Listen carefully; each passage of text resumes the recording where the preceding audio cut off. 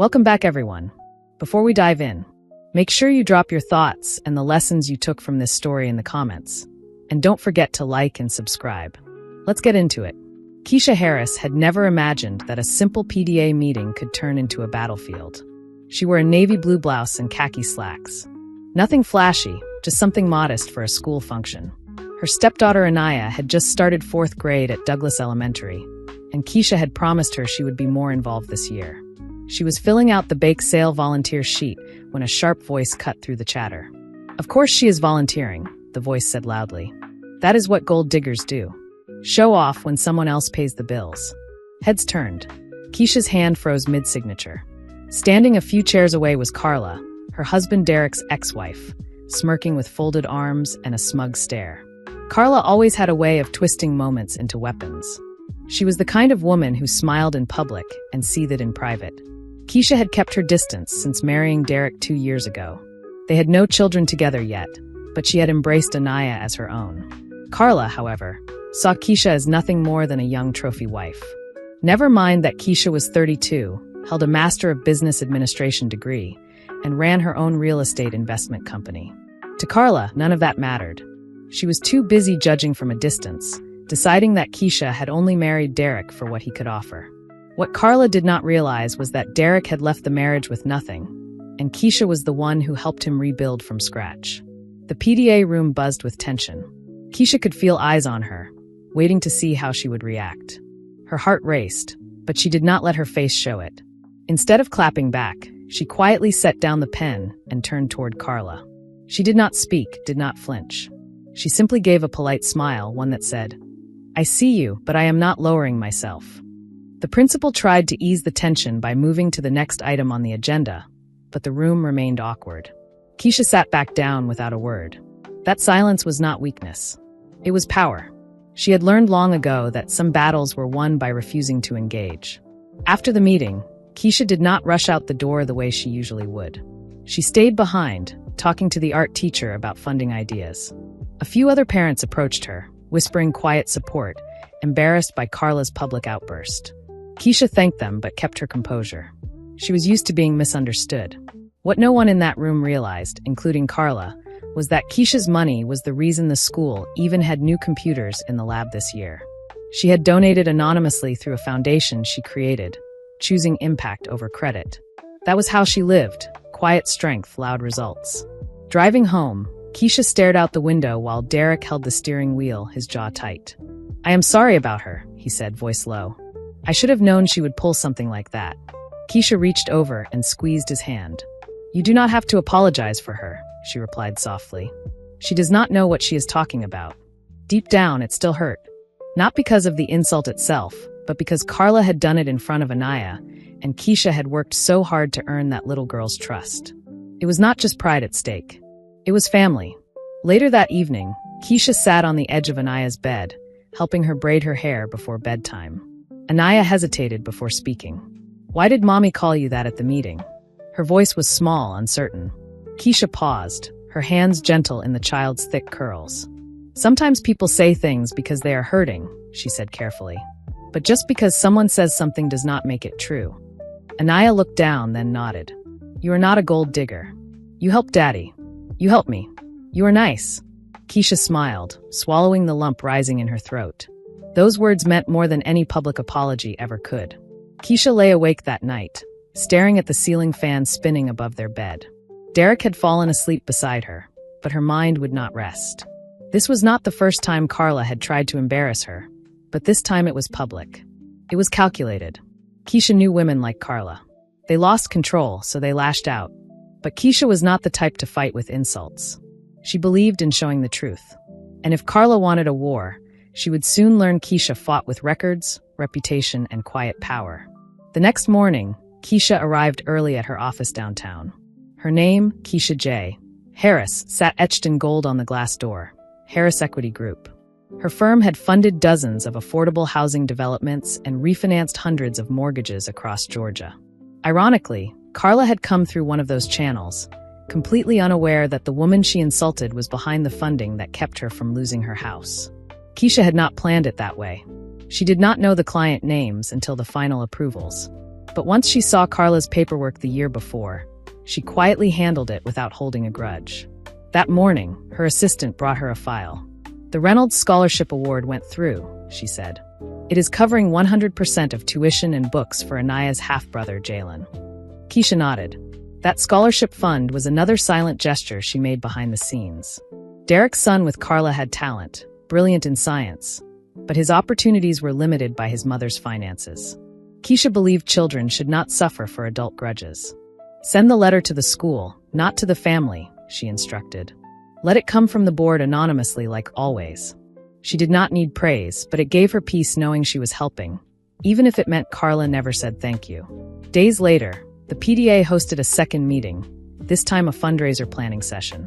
Keisha attended again, as if nothing had happened. Carla was there too, quieter than usual. Whispers from other parents told Keisha the damage was already done. Word had spread about the gold digger comment, and many did not approve. Keisha did not have to defend herself. Her calm presence spoke louder than any argument. During the meeting, the principal thanked an anonymous donor who had recently pledged funds to renovate the school library. Keisha kept her expression steady even as a few parents looked her way, their eyes filled with realization. Carla avoided eye contact, fiddling with her phone and barely contributing. But Keisha noticed her glance once, quick, uncertain, almost like she was reevaluating everything she thought she knew. Keisha said nothing. Afterward, as Keisha helped gather materials with a few other parents, one of the newer mothers leaned in. "You are Keisha, right? I just wanted to say we appreciate what you are doing for the school. Not everyone is brave enough to stay gracious under fire." Keisha smiled, not confirming anything, but grateful someone had noticed. Sometimes the right people paid attention when it mattered. That evening, Derek sat Keisha down at their kitchen table. "I talked to Anaya's teacher," he said. "She told me Anaya was asking if people would stop liking you because of what her mother said." Keisha's face tightened, a pang of pain hitting her chest. "She is just a child, Derek. This should not be her burden." He reached across the table and took her hand. "But she sees you. She hears you. And despite what Carla tried to do, she is choosing you. You are doing more than you know." Keisha did not respond at first, just nodded, fighting back tears. That little girl was the only opinion that truly mattered to her. Later that week, Keisha received an unexpected phone call. It was the school principal. "We have had several anonymous donors step forward this year, but I believe one of them might be you," he said gently. Keisha chuckled. "I would not confirm or deny that, Mr. Wallace." He laughed too, then cleared his throat. "Well, I thought you should know. Carla came in today. She asked if there was a way to find out who funded her son's scholarship. I did not tell her, of course, but she looked shaken. I think she is starting to understand." Keisha paused. "Let her," she said quietly. "Truth has a way of surfacing." That weekend, Douglas Elementary held its annual fall family picnic. Keisha arrived with Derek and Anaya, dressed casually in jeans and a soft mustard cardigan, helping at the ticket booth. Parents greeted her warmly, and even some teachers offered kind words. She spotted Carla on the far end of the field, standing alone, watching Jalen run the sack race. Their eyes met for a moment. Carla looked away first. Keisha felt no pride in Carla's discomfort, but she did feel closure. You could not throw dirt without getting your own hands messy. Carla was realizing that one public silence at a time. As the sun began to set and families packed up their things, Keisha walked toward the school garden where Anaya and Jalen were laughing and playing tag. Derek caught up to her, wrapping an arm around her shoulders. "You all right?" he asked. She nodded. "More than all right." Just then, Carla approached hesitantly. Her tone was softer than usual. "Can we talk for a second?" Keisha stepped aside with her. Carla looked down, then back up. "I do not know everything you have done," she said slowly, "but I know enough. You did not have to help, but you did. And for what it is worth, I am sorry." Keisha nodded, not with bitterness, but with peace. "It is not about who gets the credit," she replied. "It is about the children." The apology lingered in the air, like a long-awaited exhale.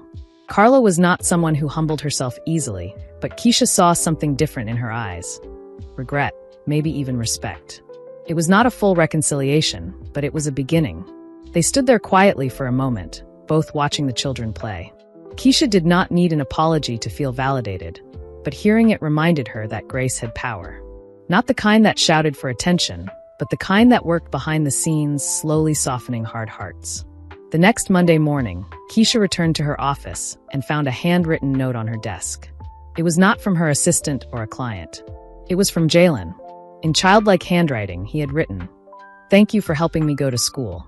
Mommy said you did not have to, but you did. I will not forget."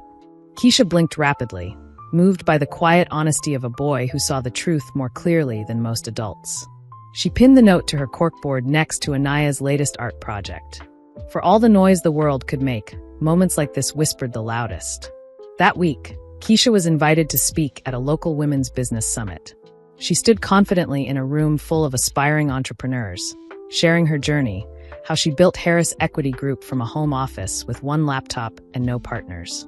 She spoke about setbacks, about being underestimated, and about how she never waited for applause to validate her value. She did not mention names or personal drama, but she did say one thing that lingered with the audience. You do not have to prove yourself to people who are committed to misunderstanding you. Build, grow, give, and stay focused. The right ones will see you. Back at home, life settled into a quieter rhythm. Keisha and Derek took Anaya to the aquarium one Saturday, then made homemade pizza together the next. The little things felt fuller now, more meaningful. There was no more tension when Carla dropped Anaya off. No more whispered insults or smug glances. Just mutual respect from a distance.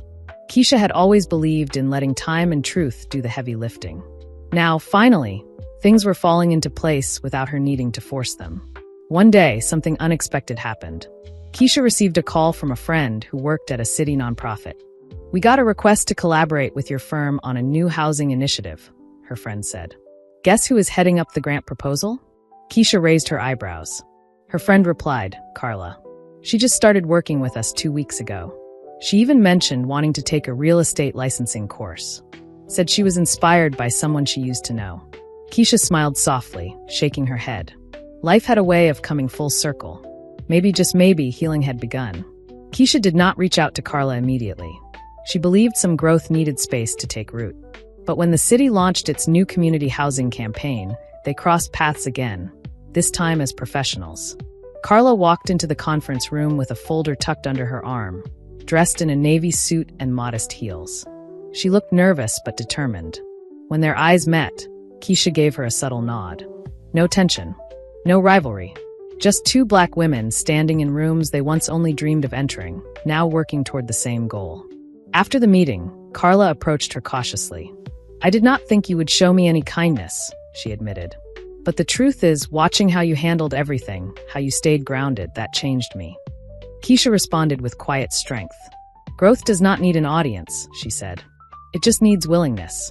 That day, they did not become best friends, but they did agree to collaborate on the pilot project together. It was a quiet truce forged not out of pity, but out of mutual purpose. Derek was surprised when Keisha told him about working with Carla. "You are sure you are all right with this?" he asked. Keisha nodded. "This is not about her," she said. "It is about what we can do for these families."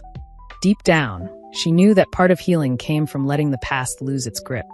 The bitterness, the hurtful words, the assumptions, none of it had the power it once did. She had reclaimed her peace. And strangely enough, Carla was beginning to reclaim hers too. A few months later, Douglas Elementary held a recognition night for top community contributors. Keisha was invited to the stage, and for once, her donation was not anonymous. The principal read her name aloud and described how her quiet support had changed the entire school year, from books to scholarships to lunch programs. Anaya beamed from the front row. Keisha walked to the stage, tears shining in her eyes, and accepted the plaque. From the side of the room, Carla clapped the loudest. It was not forced. It was genuine. As the applause faded, Keisha looked at the sea of faces, parents, teachers, students. None of them knew the full story. They did not know about the insult at the PTA meeting, the silent scholarship, or the business deals that funded more than just numbers. But they saw her now, not just as Derek's wife, not as anyone's label, but as Keisha Harris, a woman who loved deeply, gave quietly, and stood tall in every room, even when people tried to shrink her. And in that moment, she felt whole. Weeks passed, and the community housing project began to take shape. Keisha and Carla worked side by side, bringing in architects, interviewing families, and coordinating with city officials. There were awkward moments, but no more hostility. Carla asked questions, listened more, and started showing up as someone who wanted to do better, not just for herself, but for others. Keisha noticed the shift, and even Anaya did too. "Mommy has been nicer lately," Anaya said one evening. Keisha just smiled and replied, "People change when they feel safe enough to." One afternoon, while reviewing site plans, Carla paused and looked at Keisha. "I was so jealous of you," she said quietly. "Not because you had Derek, but because you had peace. I never had that with him. I was always fighting for control, for recognition. You did not need either. You just were." Keisha did not offer pity. She did not gloat. She simply said, "Peace is something you build from the inside out. No one can give it to you but yourself." Carla nodded slowly. That conversation did not erase the past, but it gave them both clarity and respect. It allowed them to look at each other as whole people instead of just roles in an old conflict. The first family moved into the new housing complex that fall. A single mother with 3 children, all under the age of 10. Keisha watched as they stepped into their freshly painted apartment, wide-eyed and grateful. Carla stood beside her, hands clasped. "We did that," she whispered. Keisha nodded. "Yes, we did." It was not just about housing anymore. It was about rewriting legacies, breaking cycles, turning insults into stepping stones. Keisha had always believed that doing good was the best revenge. Now she knew that helping others sometimes healed you too. At the next PTA meeting, Keisha sat at the front of the room with Anaya beside her. Carla walked in late, but took a seat nearby. No one called names. No one whispered. The tension that once lingered like smoke had cleared. Keisha raised her hand during the budget review to offer a suggestion. Carla seconded it. The room moved on without drama, just progress. Keisha looked down at Anaya, who was scribbling in her notebook and smiling. She leaned over and kissed her forehead. "Are you proud of me?" she asked softly. Anaya nodded. "Always." That night, as Keisha curled up on the couch with Derek, she reflected on everything. The insult, the silence, the quiet comeback. Not with rage or resentment, but with gratitude. Life had tested her, but it had also shown her that strength did not always roar. Sometimes it whispered through quiet grace, firm boundaries, and unwavering dignity. She had not needed to prove her worth with a shout. She proved it with love, with work, and with actions no one could erase. And as Derek wrapped his arms around her and Anaya giggled in the other room, Keisha knew she had already won, and the world was finally catching up. If you enjoyed this story, please like, comment, and share this video with your friends. Subscribe and turn on the notification bell so you never miss a powerful story drop.